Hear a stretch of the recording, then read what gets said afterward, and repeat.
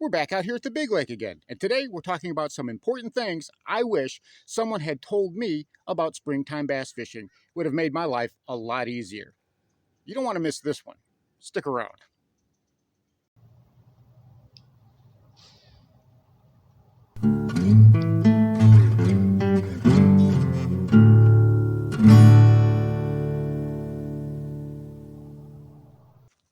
And here is this video's featured comment.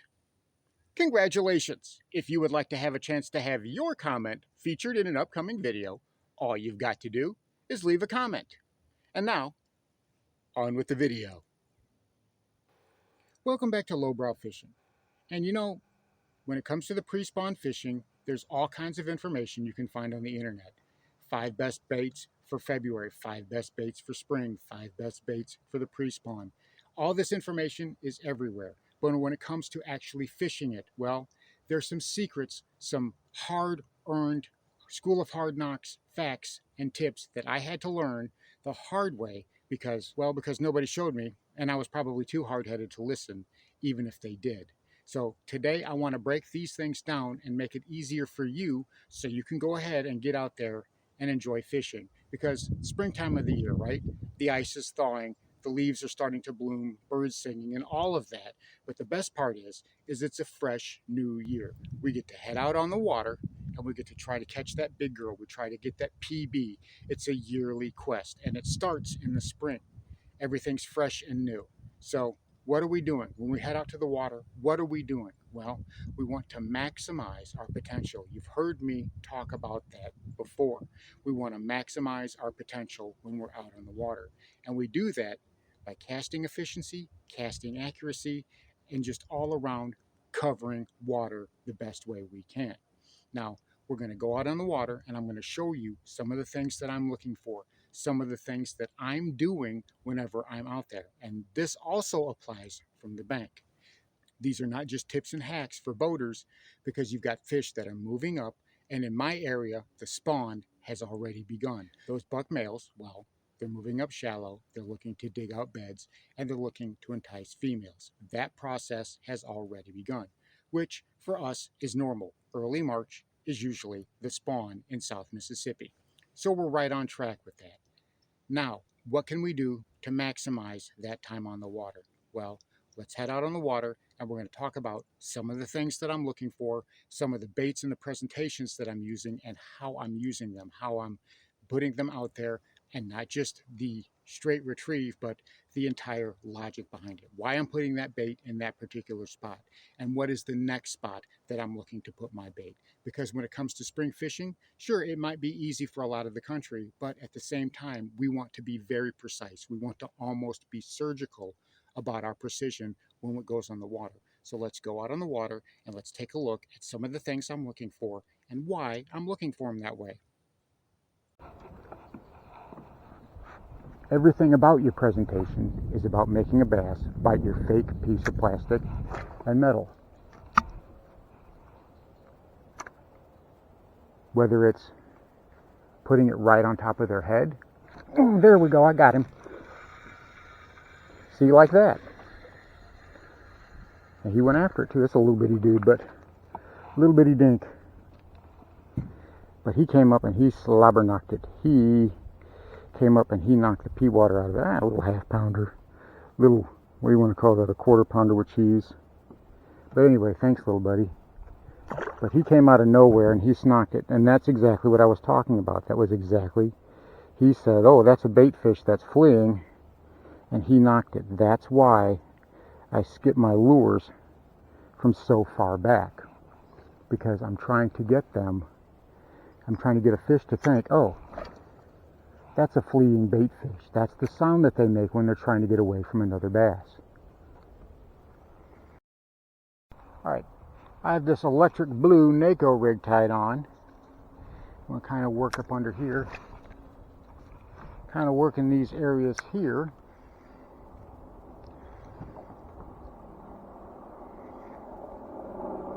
And again, we're just making quick presentations and bringing it back to the boat. I'm not trying to work it all the way to the boat. And I'm sliding it, I'm skipping it that far on purpose. think of it as reverse top water, right? You know, how you top water bait attracts the fish. Well, if I can slide it in there, that's like telling a fish that well, it's like telling a bass that a panicked bait fish is in the area. So that's what I'm trying to do.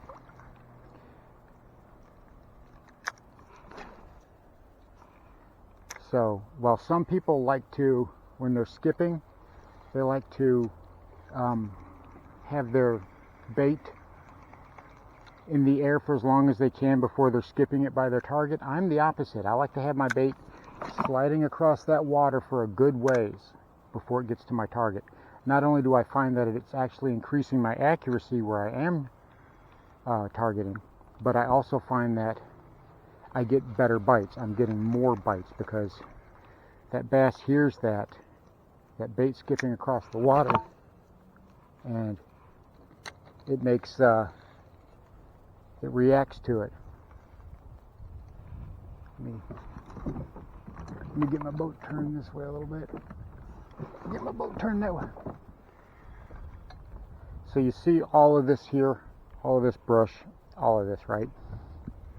And you could make yourself silly trying to pitch all of it. But what we're doing is we're making quick targets. I'm picking out my targets. I'm seeing logs. I'm seeing laydowns. I'm seeing places where I isolated pockets of structure and cover. And those are the places that I'm targeting. Those are the places that I want to work. I'm not trying to hit every single bait, every single spot. And when I am working it, I'm just making my presentation, a couple pops, and I'm moving on, moving on. I'm not trying to work everything in the area. I'm working as fast as I can through an area. Like you see that pocket right there, right? You know, I'm going to make a cast in there. I want to slide my bait back up in there. Right up under that branch. Let it sit. Do my little yo-yo. Let it sit. Alright, nothing there. I'm going to work it back. Okay, we see another little isolated laydown, or we see another little gap right there. Let's go ahead and go in there and see if there's anybody home back in that area. So, and that's kind of what we're doing. We want to slide our bait up under there. Again, I'm sliding my bait that far on purpose. It's not by accident that I'm doing that. My bait sliding across the water like that, especially with a slow presentation like a NACO rig, a finesse slow presentation, like a NACO rig is, you know, I mean, I've only got I think I got a 1/32 ounce weight in there, so it's going to take a while for it to fall anyway. It's not going to be a real quick fall. Pop it back into there, right where we want it to be. See if anybody's home. Make a couple of pops, make our presentation, and then move on. That's all we want to do.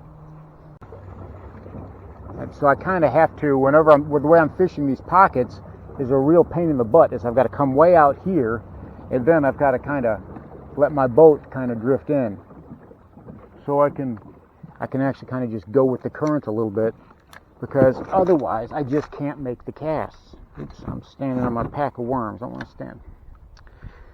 I'm not trying to stand on my pack of worms now. See now if I can make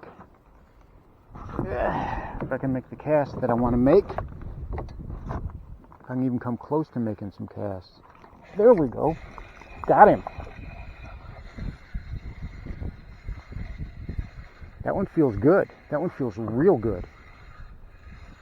It is good. That's a good fish, kids. That's a good fish. That's a good fish.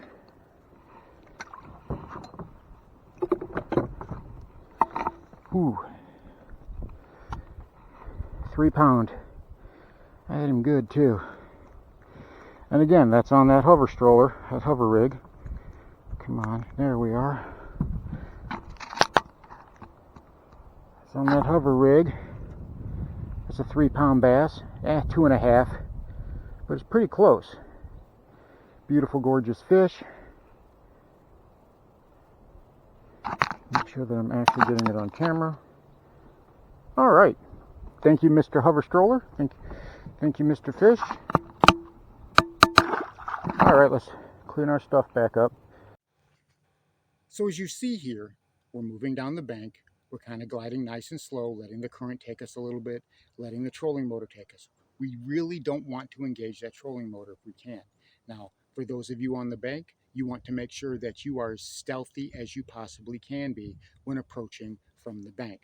Just because the water is stained, just because the water is chocolate milk, does not mean that those fish won't know you're there. They can feel the vibrations of your steps in their lateral lines. Those lateral lines are made to pick up that sort of thing.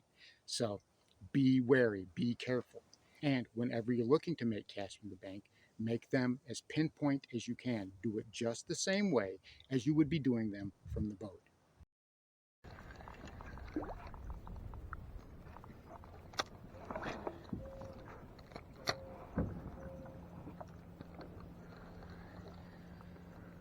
It would be amazing if this boat decided one time it wanted to go straight. That would be amazing. Gotcha. Come here, you. I gotcha. You're not going anywhere. Oh, that's a good one. That's a good one, kids. Oh, that's a real good one.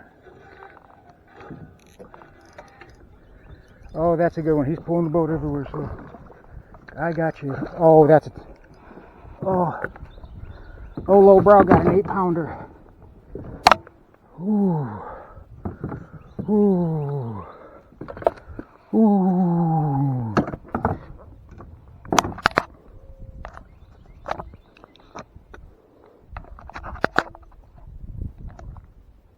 Oh, that's a big fish.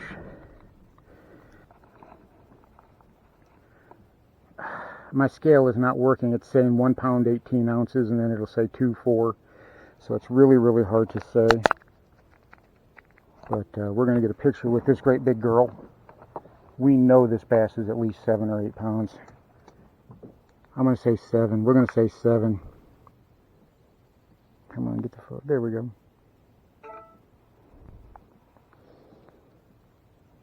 Big sow female. Get one more look at this big thing. Gorgeous fish.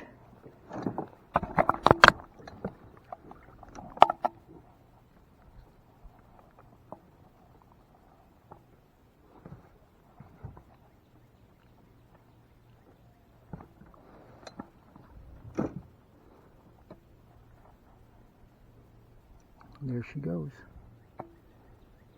Big, gorgeous sow female. So there you have it. My hard-fought tips, my hard-earned tips that took me decades to learn to help you be more efficient on the water. And the more efficient you can be on the water, the more you can maximize your time on the water, the fewer empty casts you'll have, the fewer wasted casts you'll have, and in the end, the more productive day you'll have. Thanks for watching Lowbrow Fishing. We'll catch you in the next one.